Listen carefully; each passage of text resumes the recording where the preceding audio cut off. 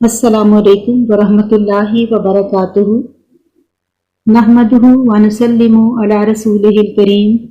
अम्मा बाद, फ़ाऊज़ु बिल्लाहि मिनश शैतानिर रजीम। बिस्मिल्लाहिर्रहमानिर्रहीम।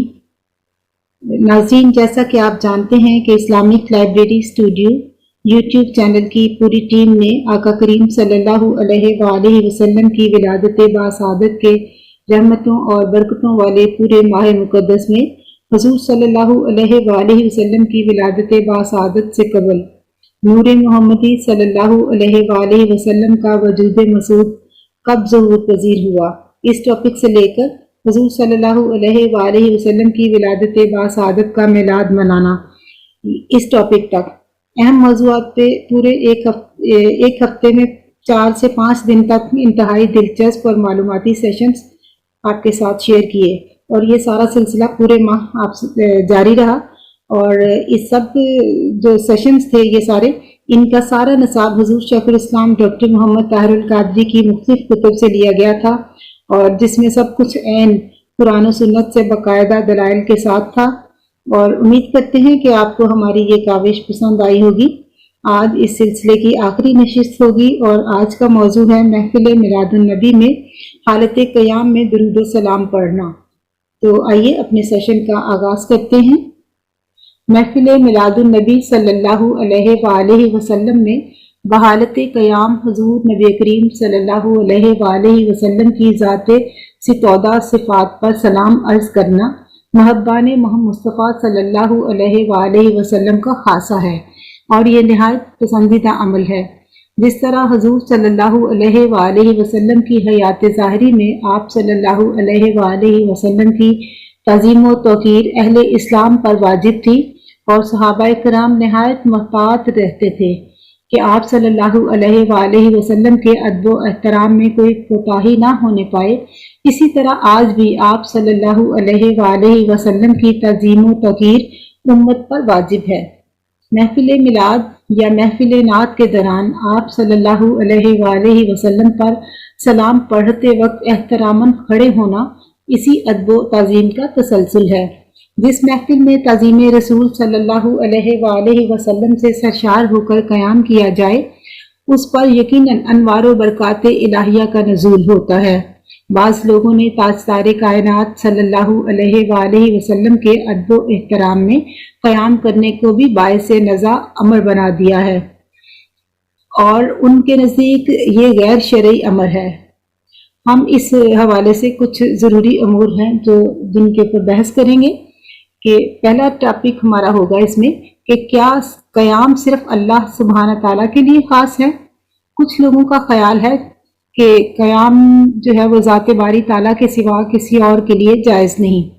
उनके नज़दीक क़याम इबादत है और इबादत सिर्फ अल्लाह ताला के लिए ख़ास है, लिहाजा किसी और के लिए क़याम शिर्क के ज़ुमरे में आता है।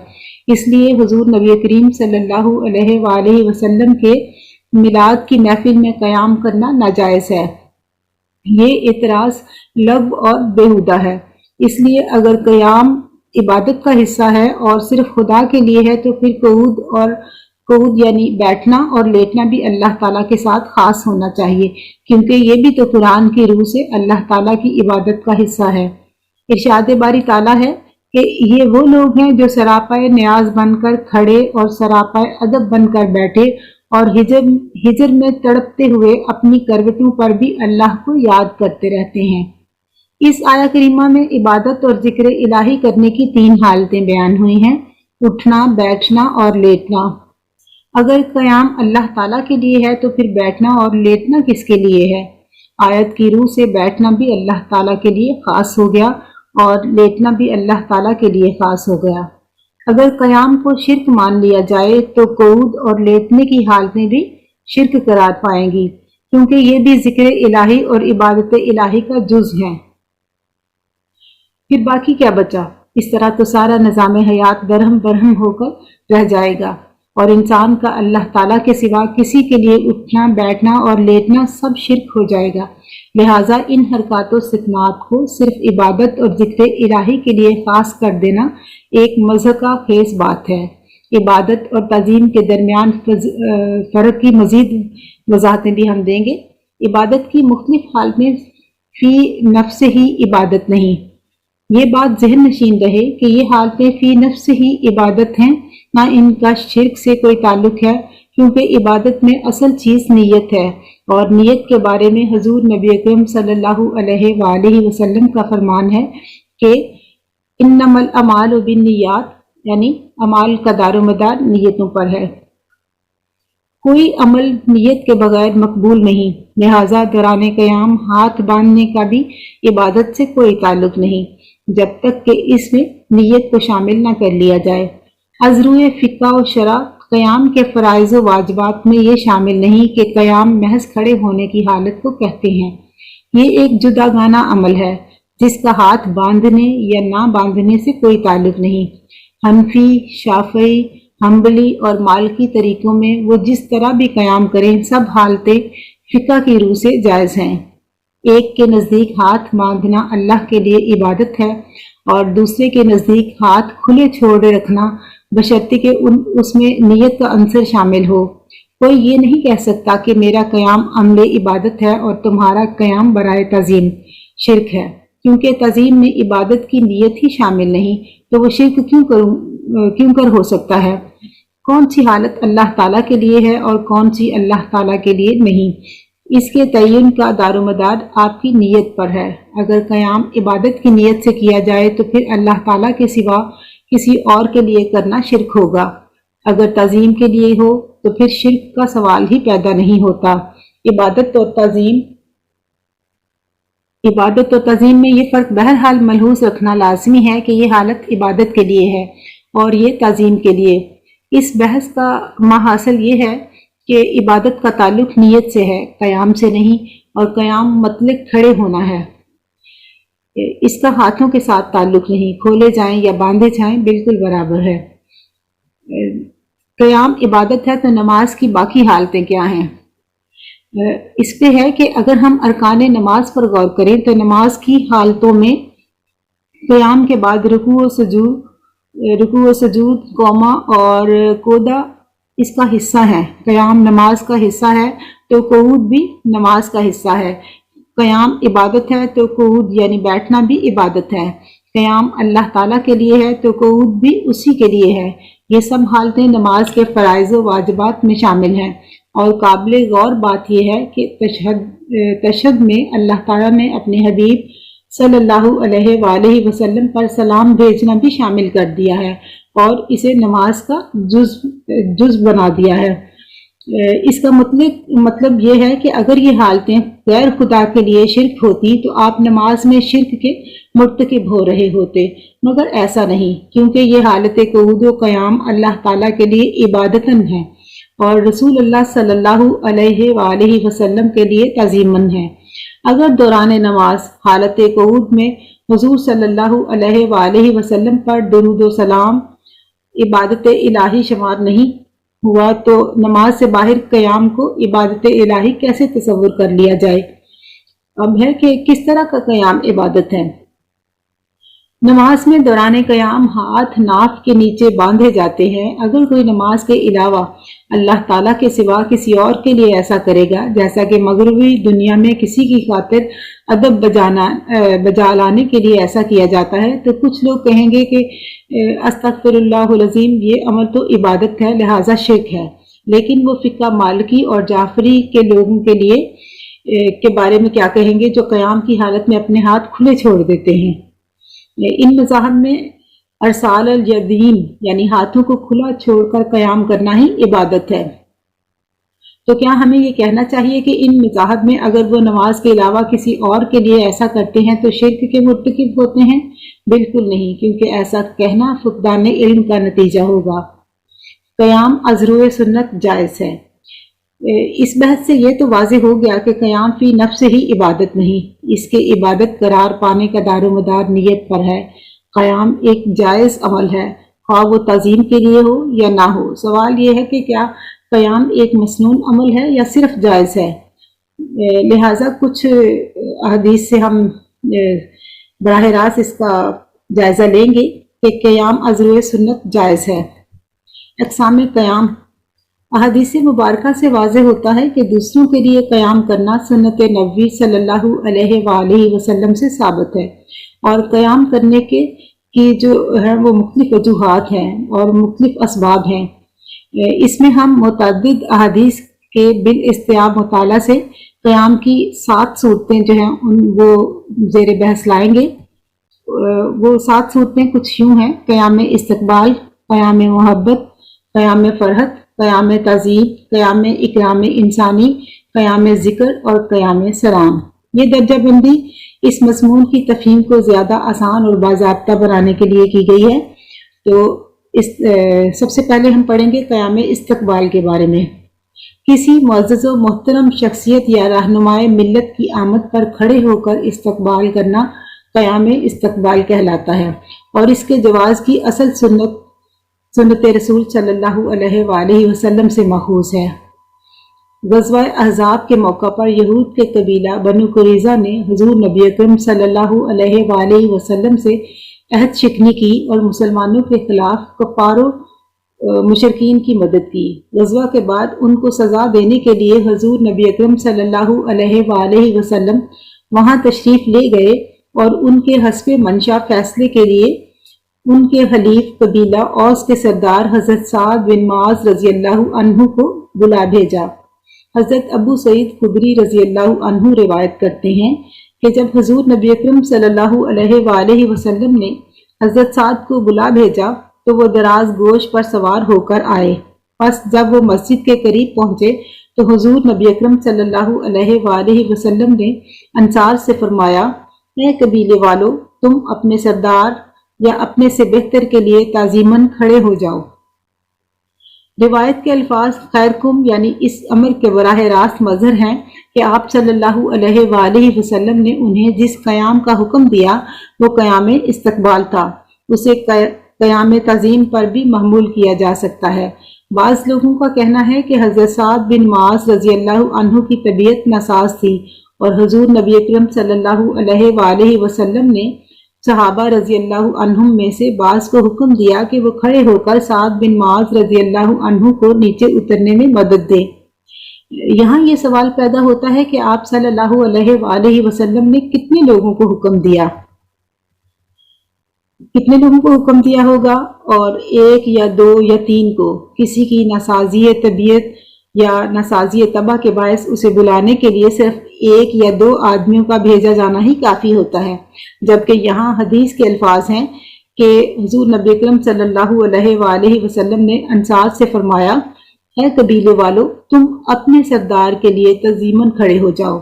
यानी आप सल्लल्लाहु अलैहि वसल्लम ने हज़रत साद रज़ियल्लाहु अन्हु के कबीला से ताल्लुक़ रखने वाले तमाम लोगों को खड़े होने का हुक्म दिया। लिहाजा ये गुमान करना कि ये क़याम ताज़ीम और इस्तक़बाल के लिए नहीं बल्कि एक बीमार शख्स की इयानत के लिए था, मितने हदीस के खिलाफ है।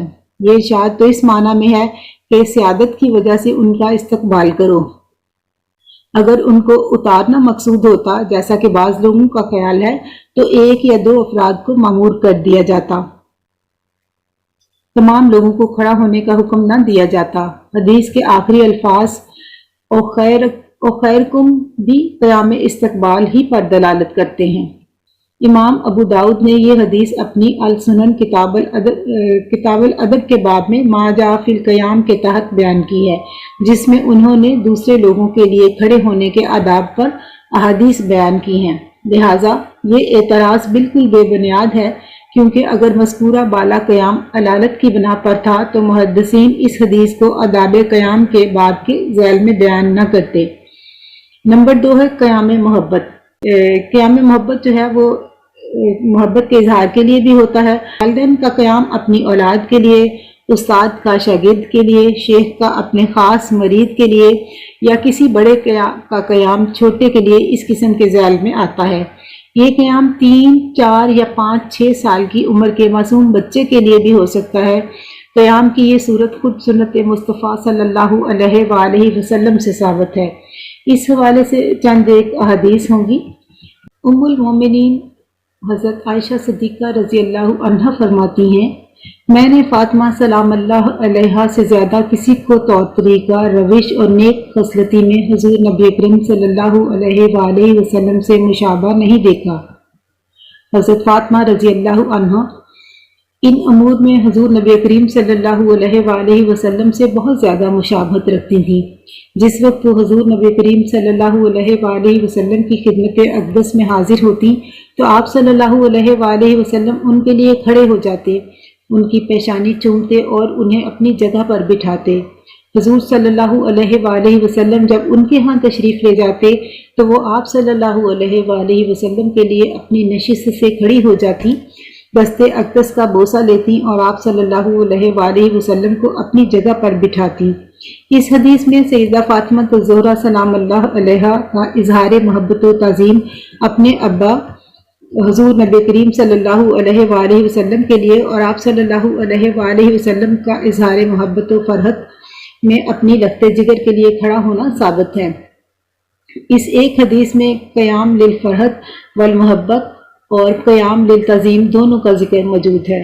حضرت انس رضی اللہ عنہ روایت کرتے ہیں کہ حضور نبی اکرم صلی اللہ علیہ وآلہ وسلم نے بچوں اور عورتوں کو آتے ہوئے دیکھا۔ راوی بیان کرتے ہیں، میرا خیال ہے کہ حضرت انس رضی اللہ عنہ نے کہا، شادی سے آتے ہوئے دیکھا۔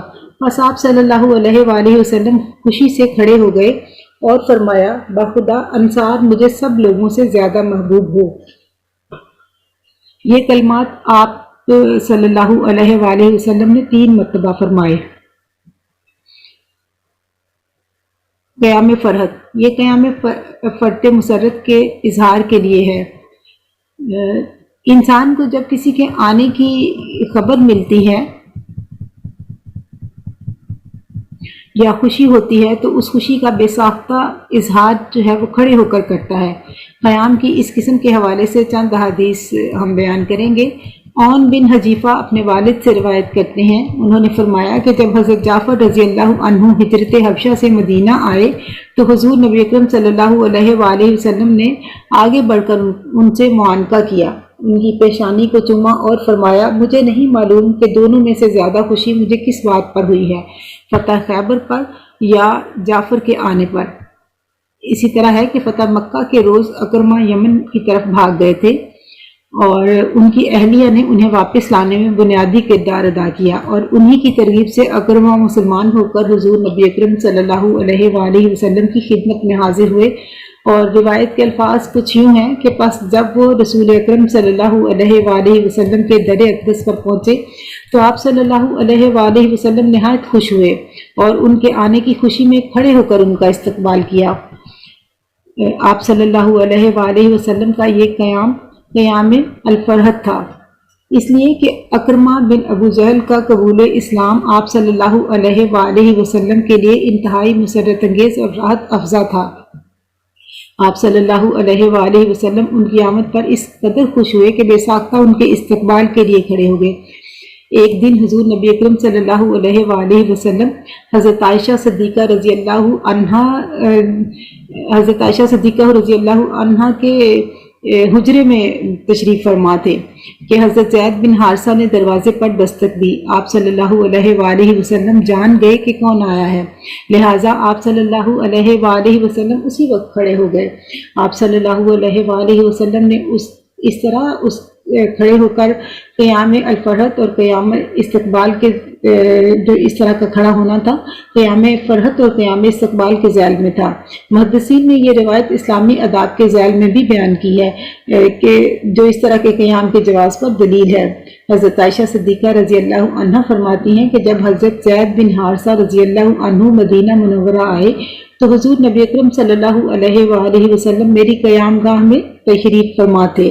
انہوں نے دروازہ کھٹکھٹایا۔ رسول اکرم صلی اللہ علیہ وآلہ وسلم اپنے کپڑے سنبھالتے ہوئے فوری ان کے استقبال کے لیے کھڑے ہو گئے۔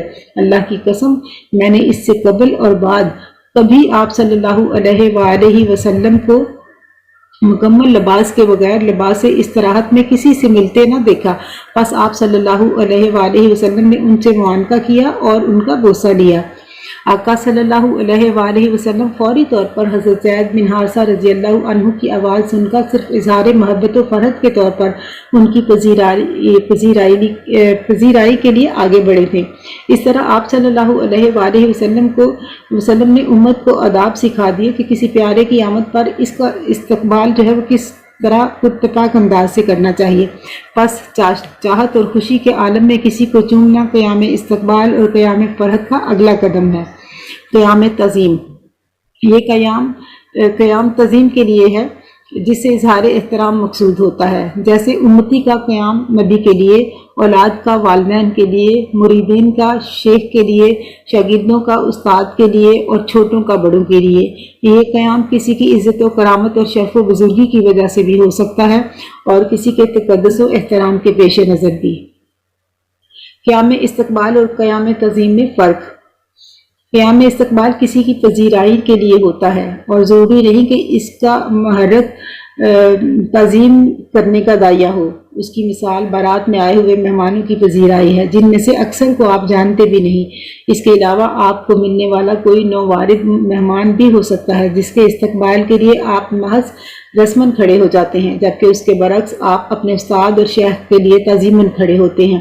اسی طرح آپ قرآن حکیم کے ذکر، حضور نبی کریم صلی اللہ علیہ وآلہ وسلم کے ذکر اور مشائخ کی تعظیم کے لیے کھڑے ہوتے ہیں۔ صحابہ کرام رضی اللہ عنہم کا حضور نبی کریم صلی اللہ علیہ وآلہ وسلم کے لیے تعظیماً قیام کا معمول۔ صحابہ کرام رضی اللہ عنہم کا معمول تھا کہ وہ حضور نبی کریم صلی اللہ علیہ وآلہ وسلم کے لیے تعظیماً کھڑے ہوتے۔ حضرت ابو ہریرہ رضی اللہ عنہ فرماتے ہیں کہ رسول اللہ صلی اللہ علیہ وآلہ وسلم ہماری مجلس میں تشریف فرما ہو کر ہمارے ساتھ گفتگو فرمایا کرتے تھے، پھر جب قیام فرماتے تو ہم سب بھی ساتھ ہی کھڑے ہو جاتے اور اس وقت تک کھڑے رہتے جب تک کہ ہم آپ صلی اللہ علیہ وآلہ وسلم کو اپنی ازواج مطہرات میں سے کسی کے گھر میں داخل ہوتا نہ دیکھ لیتے۔ اس حدیث سے واضح ہے کہ حضور صلی اللہ علیہ وآلہ وسلم جب گھر جانے کے ارادہ سے اپنی جائے نشست سے اٹھتے تو صحابہ کرام رضی اللہ عنہم آپ صلی اللہ علیہ وآلہ وسلم کے لیے قیام کرتے۔ حدیث کے الفاظ کچھ اس طرح سے ہیں کہ پھر جب قیام فرماتے تو ہم سب بھی ساتھ ہی کھڑے ہو جاتے۔ اس مفہوم کی وضاحت کرتے ہیں کہ صحابہ کا قیام صرف حضور نبی اکرم صلی اللہ علیہ وآلہ وسلم کی تعظیم کی خاطر ہوتا تھا اور وہ اس وقت تک کھڑے رہتے تھے جب تک کہ آپ صلی اللہ علیہ وآلہ وسلم اپنے حجروں میں سے کسی ایک میں داخل نہ ہو جاتے۔ یہ ان کا روز کا معمول تھا، یہ ایک یا دو دن کا معاملہ نہ تھا۔ جب حضور نبی اکرم صلی اللہ علیہ وآلہ وسلم تشریف لے جاتے تو مجلس آپ صلی اللہ علیہ وآلہ وسلم کے رخصت ہو جانے کے بعد بھی جاری رہتی تھی۔ اس میں یہ بات خارج از امکان نہیں کہ جب آپ صلی اللہ علیہ وآلہ وسلم مجلس سے صحابہ سے اپنے حجرہ مبارک کی طرف جا رہے ہوتے تو کوئی راستے میں آپ صلی اللہ علیہ وآلہ وسلم سے سوال پوچھتا یا کسی کام کے بارے میں آپ صلی اللہ علیہ وآلہ وسلم سے اجازت یا ہدایات طلب کرتا اور اس طرح کچھ وقت راہ میں بھی صرف ہو جاتا۔ اس کا دار و مدار موقع و محل اور صورتحال کی نوعیت پر ہوتا کہ راستے میں آپ صلی اللہ علیہ وآلہ وسلم کتنا وقت فرماتے۔ بہرحال اس دوران جتنا بھی وقت صرف ہوتا صحابہ کہتے کہ ہم کھڑے رہتے یہاں تک کہ ہم آپ صلی اللہ علیہ وآلہ وسلم کو اپنے حجرہ مبارک میں داخل ہوتے ہوئے دیکھ لیتے۔ یہ سارا وقت صحابہ کرام مسلسل قیام کی حالت میں گزارتے۔ وہ آپ صلی اللہ علیہ وآلہ وسلم کو چھوڑ کر اپنے گھروں کو رخصت نہیں ہوتے تھے۔ ان کا یہ قیام صرف تعظیم رسول صلی اللہ علیہ وآلہ وسلم میں ہوتا تھا۔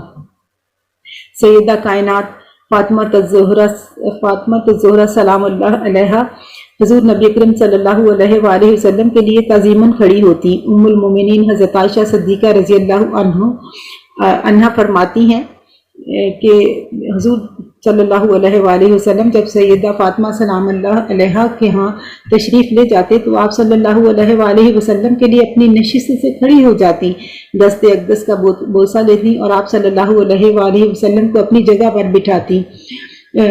عمر بن صائب بیان کرتے ہیں کہ انہیں یہ حدیث پہنچی کہ ایک روز نبی کریم صلی اللہ علیہ وآلہ وسلم تشریف فرما تھے کہ آپ صلی اللہ علیہ وآلہ وسلم کے رضائی والد ملاقات کے لیے حاضر ہوئے تو آپ صلی اللہ علیہ وآلہ وسلم نے اپنی چادر مبارک ان کے لیے بچھائی۔ پھر رضائی والدہ آئیں تو آپ صلی اللہ علیہ وآلہ وسلم نے چادر مبارک کے دوسری جانب ان کے لیے بچھا دی۔ پھر آپ صلی اللہ علیہ وآلہ وسلم کے رضائی بھائی آئے تو آپ صلی اللہ علیہ وآلہ وسلم نے قیام فرما ہو کر ان کو اپنے سامنے بٹھا لیا۔ اس حدیث شریف سے حضور نبی اکرم صلی اللہ علیہ وآلہ وسلم کا رضائی والدین کے لیے تعظیماً کھڑے ہونے کا اس بات ہے۔ حضرت ام فضل رضی اللہ عنہ سے مروی ہے کہ بے شک حضرت عباس رضی اللہ عنہ ایک روز حضور نبی کریم صلی اللہ علیہ وآلہ وسلم کے پاس آئے تو آپ صلی اللہ علیہ وآلہ وسلم ان کو دیکھتے ہی اٹھ کھڑے ہوئے اور ان کی پیشانی چوم کر اپنی دائیں طرف بٹھا لیا۔ نماز اللہ کے لیے اور اقامت مصطفیٰ صلی اللہ علیہ وآلہ وسلم کے لیے ہے۔ جمہور اہل اسلام کا اقامت نماز کے وقت مسنون اور مستحب طریقے کے مطابق حی علی الصلاۃ اور قد قامت الصلاۃ پر کھڑے ہونے کا معمول ہے، لیکن اس بات کو شاید ہی کوئی جانتا ہو کہ اس کا آغاز کب اور کیسے ہوا اور کس نے کیا۔ اقامت کے وقت یہ قیام فی الحقیقت حضور نبی کریم صلی اللہ علیہ وآلہ وسلم کے اکرام و تعظیم کے لیے تھا۔ صحابہ کرام رضی اللہ عنہم کا معمول تھا کہ جب وہ آقا صلی اللہ علیہ وآلہ وسلم کو اقامت نماز کے لیے آتا دیکھتے تو ادباً و احتراماً کھڑے ہو جاتے۔ اس طرح یہ قیام اقامت کے لیے نہیں بلکہ حضور نبی اکرم صلی اللہ علیہ وآلہ وسلم کے اکرام کے لیے ہوتا تھا، جس سے در حقیقت یہ اطلاع دینا مقصود ہوتا تھا کہ حضور صلی اللہ علیہ وآلہ وسلم تشریف لا رہے ہیں۔ اس بنا پر کہا جا سکتا ہے کہ صحابہ کرام رضی اللہ عنہم کی نماز اللہ کے لیے اور اقامت ذات مصطفیٰ صلی اللہ علیہ وآلہ وسلم کے لیے ہوتی تھی، اور یہ انتہائی اہم نکتہ ہے۔ اس کی وضاحت کچھ اس طرح سے ہے کہ آج کے دور میں ہر نماز کا وقت گھنٹوں اور منٹوں کے حساب سے برابر ہے اور مقرر ہے۔ مقررہ وقت پر اذان کہی جاتی اور بعد اذان مقررہ وقت پر اقامت کہہ کر نماز ادا کی جاتی ہے۔ سوال پیدا ہوتا ہے کہ دور نبوی صلی اللہ علیہ وآلہ وسلم میں جب وقت کا موجودہ نظام وہ متعارف نہیں ہوا تھا، تب نماز کے لیے قیام کا طریقہ کار کیا تھا؟ اس کا جواب یہ ہے کہ صحابہ کرام رضی اللہ عنہم فرض نمازوں کی اذان سننے کے بعد مسجد میں آ کر سنتیں ادا کرتے اور صف بصف بیٹھ کر نماز کے لیے حضور نبی اکرم صلی اللہ علیہ وآلہ وسلم کی آمد کے منتظر رہتے۔ ان کے فرض نماز ادا کرنے کا وقت فقط آپ صلی اللہ علیہ وآلہ وسلم کی مسجد میں تشریف آوری کا وقت ہوتا۔ ہر کوئی اس وقت تک بیٹھا رہتا جب تک آپ صلی اللہ علیہ وآلہ وسلم تشریف نہ لاتے۔ جس وقت آپ صلی اللہ علیہ وآلہ وسلم تشریف لاتے وہی نماز کا وقت ہوتا۔ فرض نمازوں کی ادائیگی کے لیے صحابہ کرام رضی اللہ عنہم اسی فارمولہ پر عمل کرتے تھے۔ مؤذن رسول صلی اللہ علیہ وآلہ وسلم حضرت بلال رضی اللہ عنہ اذان کہنے کے بعد ایک جگہ اونٹ میں کھڑے ہو کر آقا علیہ السلام کے حجرہ مبارک کی طرف نظریں مرکوز کیے رہتے اور حضور صلی اللہ علیہ وآلہ وسلم کے گھر سے باہر تشریف آوری کے منتظر رہتے۔ ادھر صحابہ کرام رضی اللہ عنہم بھی صفیں آراستہ کیے انتظار کی حالت میں ہوتے کہ کب آپ صلی اللہ علیہ وآلہ وسلم امامت کے لیے تشریف لاتے ہیں۔ حضور صلی اللہ علیہ وآلہ وسلم کے حجرہ مبارک سے باہر نکلنے سے پہلے حضرت بلال رضی اللہ عنہ ایک کونے میں گوش بر آواز رہتے اور حجرے کے دروازے کا پردہ سرکنے کی آواز سنتے ہی اگلی صف میں آ کر اللہ اکبر کی صدا بلند کرنے لگتے۔ اس سے صحابہ کرام رضی اللہ عنہم جان لیتے کہ آقا علیہ السلام اپنے حجرہ مبارک سے مسجد میں تشریف لے آئے ہیں اور وہ اپنی اپنی صفوں میں سراپا ادب و تعظیم بنے کھڑے ہو جاتے۔ یہ قیام تعظیم تھا جو ایک شعار اور سنت بن گیا۔ حضرت جابر بن سمرہ رضی اللہ عنہ روایت کرتے ہیں جب نماز کا وقت ہو جاتا تو بلال رضی اللہ عنہ اذان دیتے، لیکن اس وقت تک اقامت نہ کہتے جب تک حضور نبی اکرم صلی اللہ علیہ وآلہ وسلم تشریف نہ لے آتے، اور جب بلال رضی اللہ عنہ آپ صلی اللہ علیہ وآلہ وسلم کو تشریف لاتے ہوئے دیکھتے تو نماز کے لیے اقامت کہتے۔ حضرت بلال رضی اللہ عنہ حضور نبی اکرم صلی اللہ علیہ وآلہ وسلم کو اقامت کے لیے نہیں بلاتے تھے کہ حضور صلی اللہ علیہ وآلہ وسلم نماز کا وقت ہو گیا ہے، باہر تشریف لے آئیں۔ اقامت سے مراد صحابہ کرام رضی اللہ عنہم کو اطلاع دینا ہوتی تھی کہ حضور نبی کریم صلی اللہ علیہ وآلہ وسلم نماز کے لیے تشریف لے آئے ہیں، تعظیم کے لیے کھڑے ہو جاؤ۔ آج بھی اقامت کے دوران میں کھڑے ہونا صحابہ کرام رضی اللہ عنہم کے قیام استقبال و تعظیم کی سنت کی پیروی ہے۔ قیام ایک قیام جو تھا وہ حضرت بلال رضی اللہ عنہ آغاز اقامت میں کرتے اور دوسرا صحابہ رضی اللہ عنہ حضور نبی اکرم صلی اللہ علیہ وآلہ وسلم کو دیکھ کر کرتے۔ قاضی ایاز اس حدیث کی شرح میں قیام کی یہی دو قسمیں جو ہیں وہ زیر بحث لائے ہیں۔ انہوں نے دونوں کے درمیان تقابل کرتے ہوئے خلاصہ کچھ اس طرح سے بیان فرمایا ہے کہ حضرت بلال رضی اللہ عنہ ایک ایسی جگہ پر کھڑے ہو کر حضور صلی اللہ علیہ وآلہ وسلم کے تشریف لانے کا انتظار کرتے رہتے تھے جہاں انہیں کوئی اور نہ دیکھ سکتا یا چند لوگ دیکھ سکتے تھے۔ بس آپ صلی اللہ علیہ وآلہ وسلم کی حجرے سے باہر تشریف آوری کے ساتھ ہی حضرت بلال رضی اللہ عنہ اقامت کہتے اور لوگ اس وقت تک کھڑے نہیں ہوتے تھے جب تک آپ صلی اللہ علیہ وآلہ وسلم لوگوں کے سامنے ظاہر نہ ہو جاتے اور وہ آپ صلی اللہ علیہ وآلہ وسلم کو دیکھ لیتے۔ پھر حضور صلی اللہ علیہ وآلہ وسلم اپنی جگہ پر کھڑے نہ ہوتے تھے یہاں تک کہ صحابہ کرام رضی اللہ عنہم اپنی صفوں کو سیدھا کر لیتے۔ قاضی ایاز اسی طرح مزید لکھتے ہیں کہ اور اس سے یہ بھی ثابت ہوا کہ نماز کے لیے کھڑا ہونا اقامت کے ساتھ خاص نہیں، یا یہ کہنا کہ یہ قد قامت الصلاۃ یا حی علی الفلاح کے ساتھ خاص ہے، جیسا کہ حضور شیخ الاسلام نے لکھا کہ بعض علماء کا اس بیان سے اختلاف ہے، بلکہ یہ امام کے نماز کے نکلنے کے ساتھ خاص ہے۔ امام بدر الدین عینی اس حوالے سے فرماتے ہیں کہ میں کہتا ہوں کہ ان دو باتوں میں اس طرح تطبیق ہو سکتی ہے کہ حضرت بلال رضی اللہ عنہ ایک ایسی جگہ پر کھڑے ہو کر حضور نبی اکرم صلی اللہ علیہ وآلہ وسلم کے تشریف لانے کا انتظار کرتے تھے جہاں ان کو کوئی نہ دیکھ سکے یا چند لوگ دیکھ سکیں۔ بس آپ صلی اللہ علیہ وآلہ وسلم کے باہر تشریف آوری کے ساتھ ہی حضرت بلال رضی اللہ عنہ کھڑے ہو جاتے اور لوگ اس وقت تک نماز کے لیے کھڑے نہ ہوتے جب تک کہ وہ حضور نبی اکرم صلی اللہ علیہ وآلہ وسلم کو دیکھ نہ لیتے۔ پھر آپ صلی اللہ علیہ وآلہ وسلم اپنے مصلی پر اس وقت تک کھڑے نہ ہوتے جب تک کہ صحابہ کی صفیں نہ سیدھی کروا لیتے۔ یہ حضرت بلال رضی اللہ عنہ کی ایک عاشقانہ خواہش کی تکمیل کا ذریعہ تھا کہ حضور نبی اکرم صلی اللہ علیہ وآلہ وسلم کی سب سے پہلے وہ زیارت کریں، اور آپ صلی اللہ علیہ وآلہ وسلم کے دیدار کرنے والے لوگوں میں ان کی آنکھیں سب سے پہلے جلوہ یار پر مرکوز ہوں اور چہرہ محبوب صلی اللہ علیہ وآلہ وسلم کے تکنے والوں میں وہ سب سے بازی لے جائیں۔ اللہ اکبر کے کلمات گویا اعلان ہوتے کہ حضور صلی اللہ علیہ وآلہ وسلم تشریف لے آئے، اور صحابہ کرام رضی اللہ عنہ یہ اعلان سنتے ہی کھڑے ہو جاتے۔ ایسا بار بار تسلسل کے ساتھ ہوتا رہا۔ کبھی ایسا ہوتا کہ حضور نبی اکرم صلی اللہ علیہ وآلہ وسلم حجرہ مبارک سے مسجد میں داخل ہونے کے بعد کسی کام کے باعث واپس چلے جاتے۔ جب متعدد بار ایسا ہوا تو آپ صلی اللہ علیہ وآلہ وسلم نے صحابہ کرام رضی اللہ عنہم سے کہا کہ وہ اقامت کی ابتدا میں نہ کھڑا ہوا کریں اور صرف اسی وقت کھڑے ہوں جب وہ مجھے جائے نماز پر کھڑا ہوتے دیکھیں۔ اس طرح یہ ارشاد رسول صلی اللہ علیہ وآلہ وسلم دوسرے حکم کی بنیاد بن گیا، جس میں حی علی الصلاۃ اور قد قامت الصلاۃ کے کلمات کی ادائیگی کے وقت کھڑا ہونا مقصود تھا۔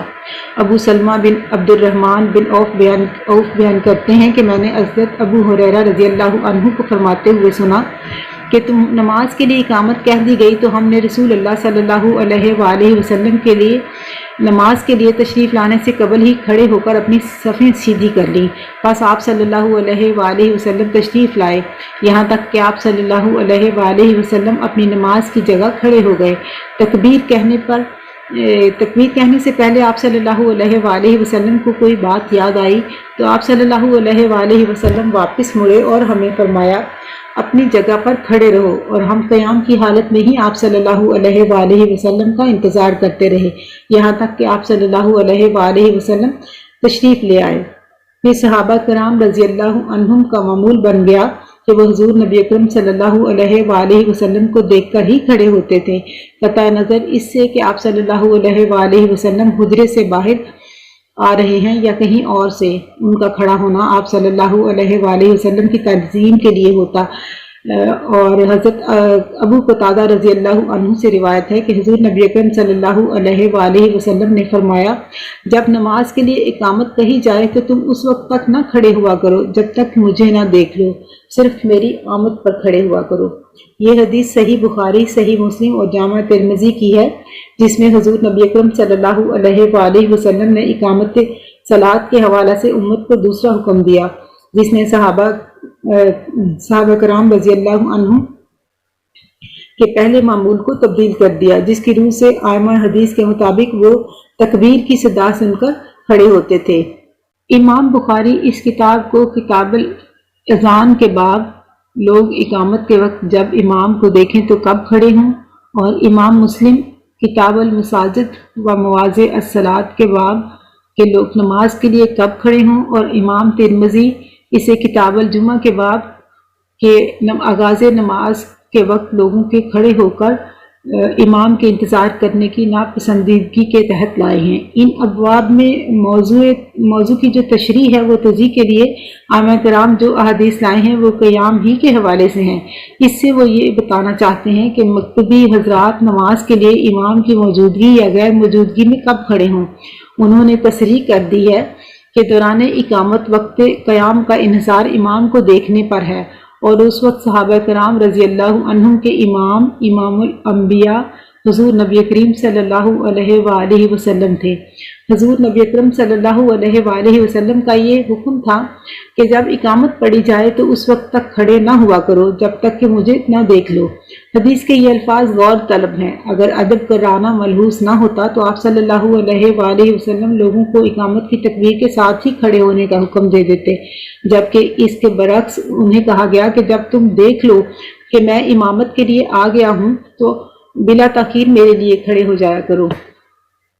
پس ثابت ہوا کہ صحابہ کرام رضی اللہ عنہم کا قیام رسول اللہ صلی اللہ علیہ وآلہ وسلم کے لیے تھا، نہ کہ نماز کے لیے، اور یہ قیام استقبال اور قیام تعظیم تھا۔ یہی روایت امام بخاری نے دوسرے طریق سے حضرت ابو قتادہ رضی اللہ عنہ سے یوں بیان کی ہے کہ حضور نبی کریم صلی اللہ علیہ وآلہ وسلم نے فرمایا، جب نماز کے لیے اقامت کہی جائے تو تم اس وقت تک کھڑے نہ ہوا کرو جب تک مجھے دیکھ نہ لو، اور تم اپنے اوپر سکون کو لازم کر لو، یعنی نماز کے قیام میں عجلت سے کام نہ لو۔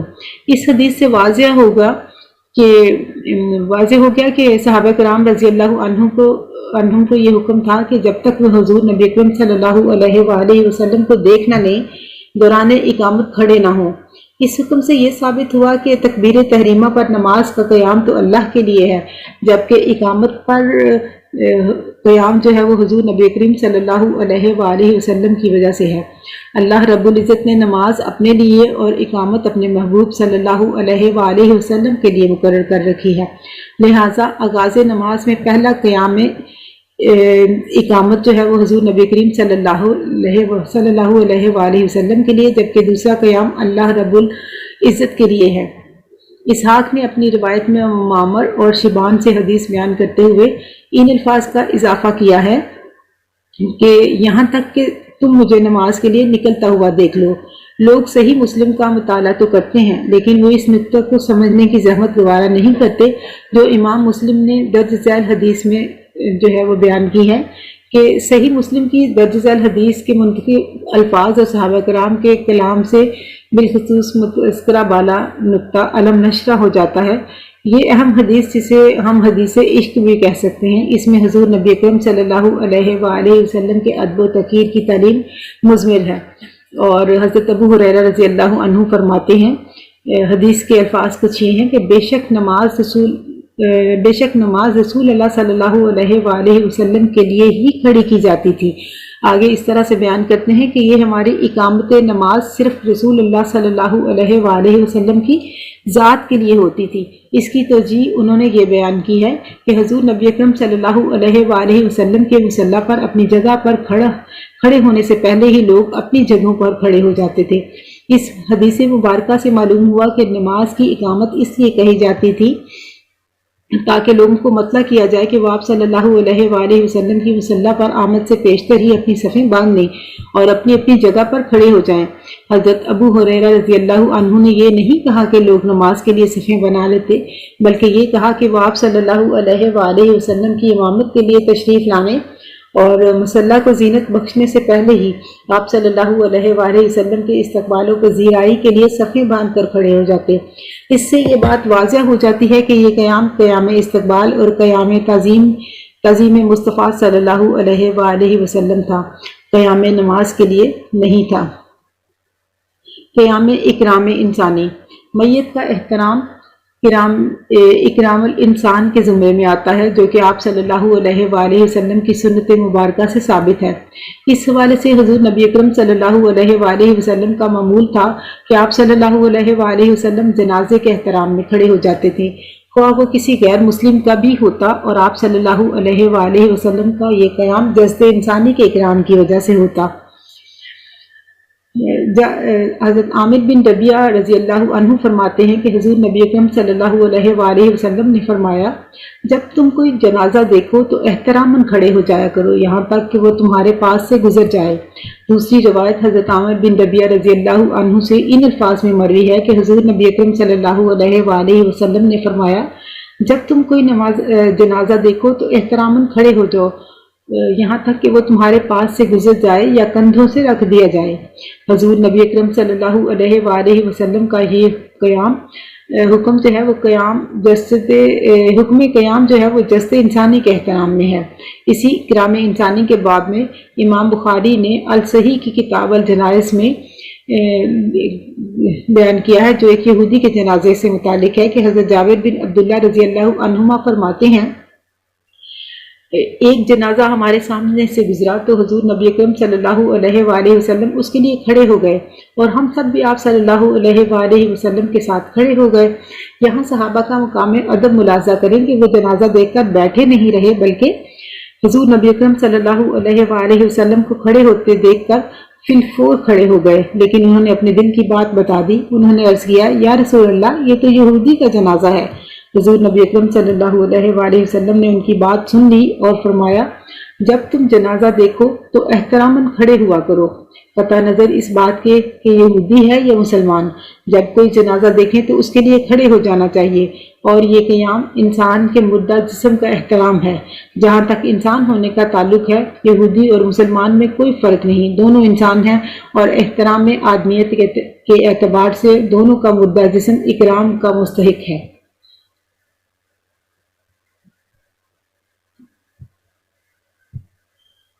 ان احادیث سے ہمیں یہ سبق ملتا ہے کہ حضور نبی کریم صلی اللہ علیہ وآلہ وسلم نے اپنی سنت کے ذریعے امت کو تعلیم دی ہے کہ لوگ جنازے کے اکرام کے لیے کھڑے ہو جایا کریں۔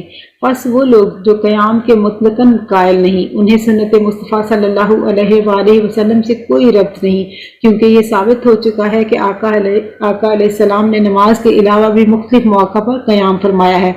آپ صلی اللہ علیہ وآلہ وسلم نے اس حد تک اخلاقیات کا درس دیا کہ کسی انسان کا جنازہ دیکھ کر قطع نظر اس کے کہ وہ مسلم ہے یا غیر مسلم، ہمیشہ کھڑے ہونے کا حکم فرمایا۔ یہ قیام اکرام جسد انسانی یعنی آدمیت کے احترام کے لیے ہے۔ قیام کرنا تعلیمات نبی صلی اللہ علیہ وآلہ وسلم سے ثابت ہے۔ اگر کسی جنازے یا مردہ لاش کا احترام کرنا اس کا استحقاق ہے، اور حضور نبی اکرم صلی اللہ علیہ وآلہ وسلم کی سنت اسے دیکھ کر کھڑے ہونے کا حکم دیتی ہے، تو پھر میلاد آقا دو جہاں صلی اللہ علیہ وآلہ وسلم پر سلام بھیجنے کے لیے کھڑے ہونا اور نعت کی شکل میں گلہائے عقیدت پیش کرنا، اور آپ صلی اللہ علیہ وآلہ وسلم کے محبت کے اظہار کے لیے خوشی منانا، اور ماہ میلاد کے استقبال کے لیے خصوصی تقریب کا اہتمام اور قیام کیوں کر غیر شرعی فعل ہو سکتا ہے۔ قیام کی صورتوں میں سے ایک صورت قیام ذکر بھی ہے۔ اس سے مراد کسی بھی دینی تبلیغی یا روحانی و تربیتی مقصد کے لیے کھڑا ہونا ہے، جیسے درس و تدریس کے لیے معلم کا کھڑا ہونا، خطبہ کے لیے عالم کا کھڑا ہونا، اور قاری کا تلاوت قرآن کے لیے کھڑا ہونا۔ ارشاد باری تعالیٰ ہے، یہ وہ لوگ ہیں جو سراپائے نیاز بن کر کھڑے اور سراپائے ادب بن کر بیٹھے اور ہجر میں تڑپتے ہوئے اپنی کروٹوں پر بھی اللہ کو یاد کرتے رہتے ہیں۔ سلام محبوب خدا صلی اللہ علیہ وآلہ وسلم کا ذکر ہے، اور اللہ تعالیٰ نے اپنے محبوب صلی اللہ علیہ وآلہ وسلم کے ذکر کو اپنا ذکر قرار دیا ہے، جیسا کہ محبوب صلی اللہ علیہ وآلہ وسلم کی اطاعت کو اپنی اطاعت، محبوب صلی اللہ علیہ وآلہ وسلم کی معصیت کو اپنی معصیت، محبوب صلی اللہ علیہ وآلہ وسلم کی رضا کو اپنی رضا، محبوب صلی اللہ علیہ وآلہ وسلم کی ادا کو اپنی ادا، محبوب صلی اللہ علیہ وآلہ وسلم کی اذا کو اپنی اذا، اور محبوب صلی اللہ علیہ وآلہ وسلم کی نافرمانی کو اپنی نافرمانی قرار دیا۔ ذکر مصطفیٰ صلی اللہ علیہ وآلہ وسلم ذکر خدا ہے۔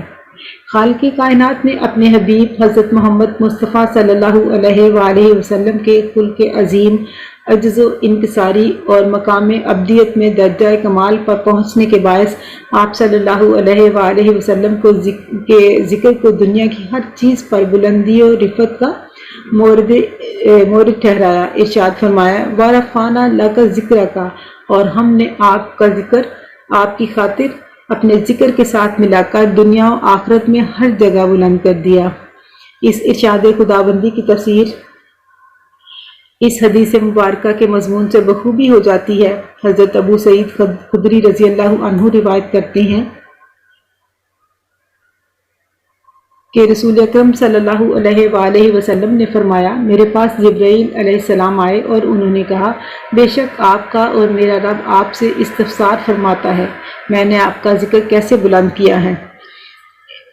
آپ صلی اللہ علیہ وآلہ وسلم نے فرمایا، اللہ بہتر جانتا ہے۔ اللہ تعالیٰ نے فرمایا، اے حبیب، جب میرا ذکر کیا جاتا ہے تو آپ کا ذکر میرے ذکر کے ساتھ کیا جاتا ہے۔ اس حدیث قدسی کی روح سے ذکر الہی اور ذکر رسول صلی اللہ علیہ وآلہ وسلم ایک ساتھ کرنا ضروری ہے۔ حبیب خدا صلی اللہ علیہ وآلہ وسلم کا ذکر اللہ تعالیٰ کے ذکر سے الگ نہ کیا جائے، بصورت دیگر وہ عمل بارگاہ سمدیت میں شرف قبولیت حاصل نہیں کر سکے گا، چونکہ اللہ تعالیٰ نے اپنے حبیب صلی اللہ علیہ وآلہ وسلم کے ذکر کو اپنے ذکر کے ساتھ ملایا ہے، اس لیے یہ دونوں ذکر ایک ساتھ ایک ہی حالت میں کرنا جائز ہے۔ ذکر خدا بحالت قیام جائز ہے تو ذکر مصطفیٰ صلی اللہ علیہ وآلہ وسلم بصورت درود و سلام بھی جائز ہے۔ قیام صلاۃ و سلام۔ قیام کی متعدد صورتوں میں سے ایک قیام سلام ہے۔ حضور نبی اکرم صلی اللہ علیہ وآلہ وسلم کی ذات ستودہ صفات پر صلاۃ و سلام ادب و تعظیم سے سرشار کیفیت میں کھڑے ہو کر پیش کیا جاتا ہے۔ یہ قیام متعدد درجات قیام کا مجموعہ ہے، مثلاً قیام محبت، قیام فرحت، قیام تعظیم، قیام ذکر اور قیام صلاۃ و سلام۔ جب ہم محفل میلاد میں قیام سلام کو لیتے ہیں، جس میں آقا دو جہاں صلی اللہ علیہ وآلہ وسلم کی بارگاہ میں سلام پڑھا جاتا ہے، تو پھر قیام اور عدم قیام کی تمیز پر مبنی ساری بحث محض صحیح لا حاصل ہے، اس کا میلاد سے کوئی تعلق نہیں۔ یہ قیام استقبال ہے ہی نہیں، اس لیے کہ ہم سرے سے اس بحث ہی کو لغو سمجھتے ہیں کہ استقبال کے لیے قیام کیا جائے یا نہ کیا جائے۔ در حقیقت یہ قیام تعظیم ہوتا ہے، بلکہ اس پہ مستزاد قیام فرحت اور قیام محبت اس کا محرک ہے۔ قیام کی یہ تمام صورتیں بلا خوف تردید حضور نبی اکرم صلی اللہ علیہ وآلہ وسلم کی سنت پر مبنی ہیں، اور اس پر کسی قسم کی اختلاف رائے یا تکرار کرنے کا کوئی محل نہیں ہے۔ حضور صلی اللہ علیہ وآلہ وسلم کی بارگاہ عالیہ میں ادب و نیاز سے کھڑے ہو کر سلام پیش کرنا حضرت موسیٰ علیہ السلام کی سنت ہے۔ حضرت انس بن مالک رضی اللہ عنہ سے مروی ہے کہ حضور نبی اکرم صلی اللہ علیہ وآلہ وسلم نے سفر معراج بیان کرتے ہوئے فرمایا، میں موسیٰ علیہ السلام کے پاس سے گزرا تو وہ اپنی قبر میں صلوات پڑھ رہے تھے۔ حضرت انس بن مالک رضی اللہ عنہ ہی سے ایک دوسری سند سے مروی حدیث میں ہے کہ حضور نبی اکرم صلی اللہ علیہ وآلہ وسلم نے فرمایا، میں معراج کی رات سرخ ٹیلہ کے مقام پر موسیٰ علیہ السلام کے پاس سے گزرا تو میں نے دیکھا کہ وہ اپنی قبر میں کھڑے صلوات پڑھ رہے تھے۔ حضرت موسیٰ علیہ السلام حضور نبی اکرم صلی اللہ علیہ وآلہ وسلم پر درود بھیج رہے تھے۔ اس کے ساتھ ہی ناظرین، ہمارے ماہ ربیع الاول کے جو سیشن سے ان کے آخری نشست کا بھی آج اختتام ہوتا ہے۔ آئندہ کسی اور اچھے پروگرام میں دوبارہ سے ملاقات ہوگی انشاءاللہ، نئے شیڈول کے ساتھ آپ کے ساتھ پھر حاضر ہوں گے۔ تب تک کے لیے اجازت دیجیے، اللہ حافظ۔